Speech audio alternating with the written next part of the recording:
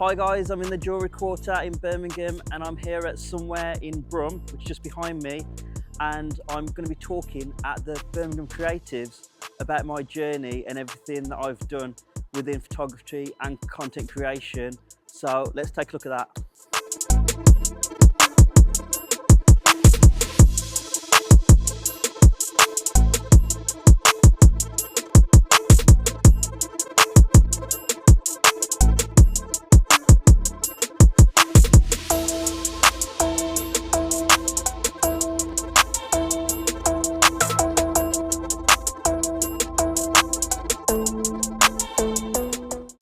Hello, we're just going to have a talk from Edwin Ladd, who is Mr. Ladd Media, and I'm just going to leave it all to him. Yeah, no, thanks. And thanks for coming. Thank you. So that's the name of my company, that's my logo. So I graduated in 2010. I studied digital media at Wolverhampton University. And then I struggled to find a job because the course and the degree that I did wasn't specific in a sector, and I wanted to do graphic design. So I was working and volunteering with a charity that supports businesses into setting up. So it was a charity that supported people into employment and self-employment. So they took me on as a volunteer, and I supported their clients with marketing material to start up their business. So things like business cards, leaflets, flyers, all that kind of stuff. And then I got tired of creating those types of graphic design and those types of literature. So then I saw in America at the time, people were making these signs, like Instagram signs, and people would put their head for it. So I spoke to my local printer and I said, can you print this and cut it out? And he was like, yeah. And he didn't understand what it was. And then literally I printed and made loads of these signs, frames, yeah. Well, I call them signs because it's actually signage. It's printed on a foam board, which is signs in businesses. But yeah, so these are the frames that I made. And then what was good is if a event in Birmingham or in the Midlands wanted a frame, I would say to them, can I come to your event and take pictures of people holding the frame? So you've got content. And they were happy. First of all, they were like, no, we've already got a photographer. And then I said to them, but is your photographer going to walk around with a frame and take pictures of people? And they were like, probably not. So then I went in and did that. And then people started to book me for photography and a frame. So then I created this whole business called Social Frames. And then these are all like the events that I shot in Birmingham. But what was good at the time was I was making links with all the event organisers in Birmingham and in the Midlands. So then they would have these events on a regular basis and they were buying these frames. So it was going really, really well. But then that was just a phase. So afterwards, no one wanted the frames anymore, but they wanted the photography. And then what I realised, there was more money in photography than there was in printing and in the frames, because I would only make a small profit margin on the frame and then try and charge them for the design and try and make my margins that way. But whereas with photography, once you've bought your camera, then the only thing it's costing you is time, really, if you don't go crazy on buying equipment all the time. So then I bought my first... So at the time, I was using a camera from that charity that helped me set up. So I was using theirs, and it was a Lumix camera, Panasonic. So then what I did is I bought the most expensive Lumix camera I could afford at the time. I think it was only about £300. So I bought that and I just started taking photos at events. And then these are the type of events I would photograph and have photographed since those. So awards, conferences, charities. So it's all corporate events mainly. And I've been doing that since 2015. And then these are the things I want to talk about that I was photographed during lockdown, because events all stopped. So during lockdown, I photographed the whole of the Colmore Road area and what it looked like during lockdown. And I think these photos in another 10 years time will be like really precious, because people won't even know what it was like during lockdown. They won't remember. So in total, I took 549 photos of the whole of Colmore Row, like the whole of the business district. And then I don't know if anyone saw this. This was a piece that they did, and it during lockdown as well, and it was Birmingham fighting the coronavirus. So you've got all like the professionals, the health services trying to kick COVID out of Birmingham. So I took photos of that, of the journey of the artist who painted that, well, spray painted it in Digbeth. It's not there anymore, unfortunately. And then all the protests that were happening as well at the time. And again, I think these will be like really, really important in like 10, 20 years' time. And then on top of that, these are the other things that I tend to photograph. These are more of what I've shot during lockdown because, again, you couldn't shoot events. So I was shooting stuff like products instead. And then the awards that I did photograph, they were all online. So I would still photograph an awards, but it'd be like the online version of how they go and set it all up and shoot it for like Zoom. And then Airbnb apartments, because that did really well as well during lockdown. Everyone would have a party at an Airbnb. High-end apartments. Tradesmen, again, there was a lot of trades going on during lockdown. Everyone was getting their house done. A few launch events. And then other businesses that set up during lockdown. So you might have seen this around Birmingham. A lady called Lucy, she set up called Running Brum or Brum Runs or something like that. So I helped set up that. And then there was businesses that set up like magazines talking about business owners that had done well during COVID. This is the guy that owns a cardboard box making factory because during lockdown everyone was ordering parcels. Then I did set up a food business with my partner here called Darlings, which we ran for about a year. Just under 2 years. The best 2 years. But it was a vegan food business. But then what we found afterwards, there's not enough vegans in Birmingham, so we knocked that on the head. But we learnt a lot. Yeah, we did. Yeah, and then some retail, and then these are like all the businesses that I worked with in 2020. So even though it was COVID and it was lockdown, I still managed to work with a lot of businesses. And then I wanted to talk about a project that I set up during lockdown as well, and it was around International Women's Day, and I wanted to do something for women because when I first set up my business, a lot of women supported me in my journey, and what I found was men didn't take me seriously until I got to a certain level. So when it was lockdown, nothing was going on, and I remember shooting International Women's Day events pre-lockdown, so I wanted to do something. So what I did was I found I asked one of my mates who had an office in town and he wasn't really using it. And then I got in contact with a mate that did balloon art and these kind of frames. And I asked her, if you create me a backdrop, I want to shoot people against that backdrop. And she was like, yeah, that's fine. So what we then did was because you couldn't have loads of people in one place, we had one-to-one meetings for 15 minutes, and I'd photograph them. So each one of these is a meeting, a 15-minute meeting slot. So we did that, yeah, which was a photo shoot.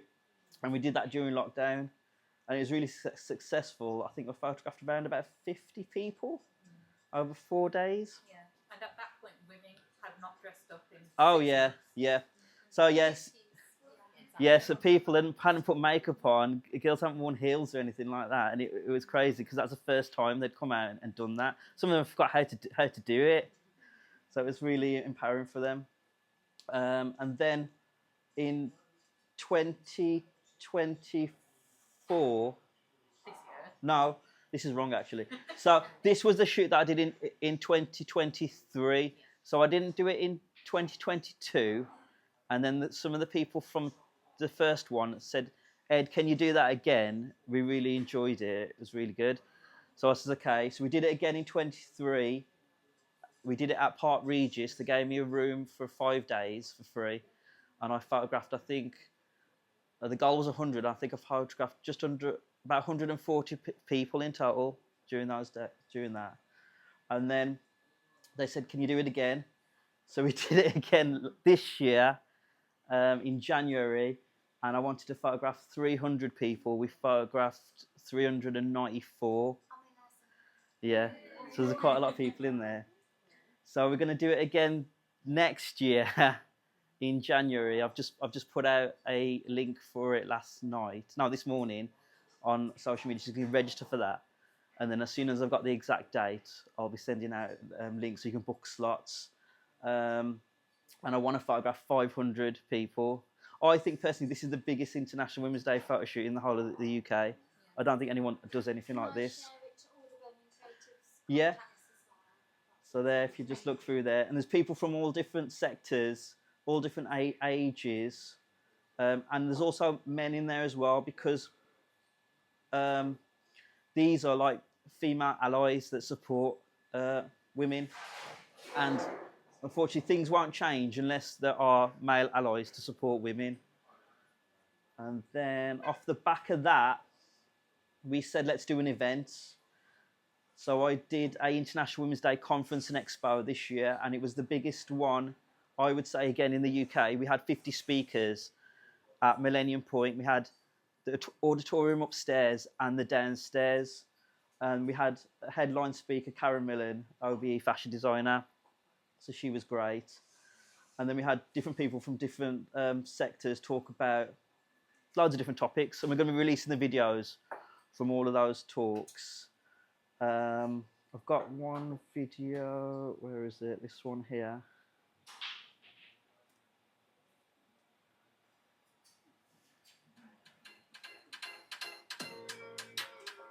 Oh.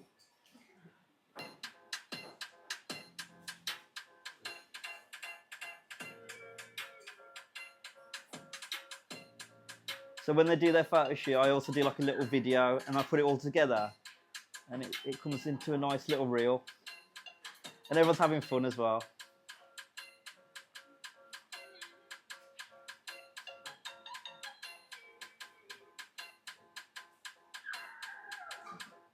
There we go. And then if I go back to my talk, where is it? What is this one? So yes, that's the International Women's Day that I do, and I want to grow that year on year and make it bigger and bigger. Off the back of that, if that's really successful, I want to also do something around men's health. But I want to get this one up to a certain level, then do a men's one, because I feel there's a lot of men don't talk about mental health enough, and it's so we want to do the event, and there are people that want to sponsor it, but it's hard to get the men to the event. That's what's going to be the biggest struggle. So we've got to work out a way of how we can do that. So we'll see. But that's probably in what's that? Get a beer sponsor, yeah. That's not a bad idea, actually. So yeah, it is a good idea. Yeah. Do you want to be on the board? So yeah, we'll do that.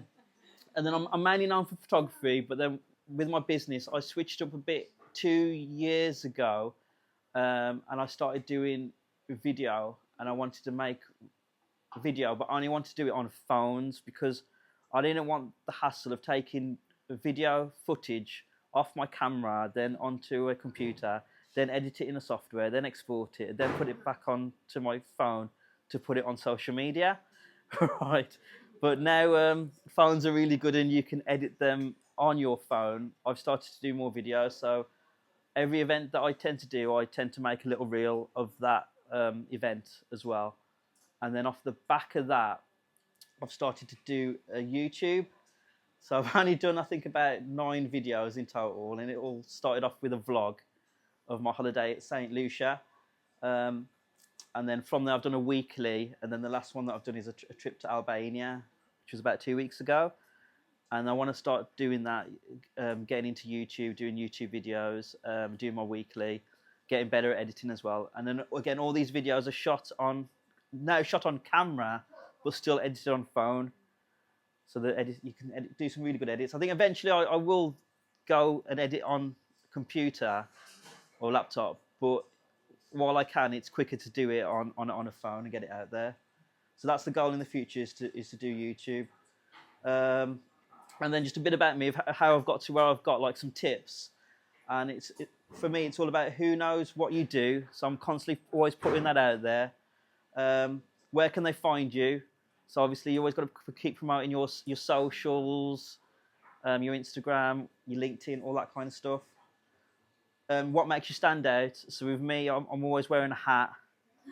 Right. So whenever even when I go on holiday, like, yeah, she's always telling me, "Oh, you go into the meal in your hat," and I'm like, "Yeah." So unfortunately, what are you known for? So with me, it's event photography, and now it's event photography and reels. Social media updates. So yeah, constantly putting content on social media to say who you are, what you do, what you can do, where you're at, who you're with, those types of things, and make it your own. So whatever you do, don't try and copy someone else. Just make it your own. Or if you see something that someone else is doing is good, replicate it, but do it in your own style. And then consistency. So keep doing what works. If you're doing something that doesn't really work, but do it for like about 3 months to see if it works. Don't do like 1 or 2 things and then give up. Keep being consistent in it. Grow your network. So again, I've grown my business off the back of networking. So every event I'd go to, I would then add these people on LinkedIn, on Instagram, those types of things. I used to have business cards. I'd give everyone my business card. I don't do that anymore. I just connect with them directly on socials, because in that way, you've got them. Whereas if you give a business card, it'll just get thrown in the bin. It's a waste of time, really. Those new ones are good, though, which you can tap on your phone and then brings up your details. They're good. I need to get one of those. Set goals as well. So like monthly goals, weekly, daily, for your business. So with me, it's about earning a certain amount each month, and so my cash flow works, because I think the biggest problem I find was cash flow. And what I would do is I would shoot an event and then invoice them afterwards, and then my cash flow is terrible because it would take the customer to pay sometimes up to 90 days. I think universities are the worst. To get them on the system and then get paid, it takes forever. So cash flow is key. So what I did was, as soon as I get booked, I would just send the full amount for the invoice straight away. And if they give me a deposit, they give me a deposit. But if they pay me, normally they pay me the full amount straight away, which is really good for cash flow. That all messed up during lockdown, though, because of COVID. And then after that was because of the train strikes. But now I've gone back to that now, where I just, as soon as I get the date, I send the invoice, and that helps a lot. Hang around with positive people.